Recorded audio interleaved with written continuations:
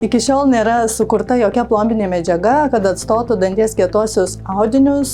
Vienos plombinės medžiagos plombos išsilaiko burnoje ilgiau, kitos iškrenta greičiau. Senesnės kartos plombinės medžiagos būdavo labai jų susitraukimo koeficientas didelis.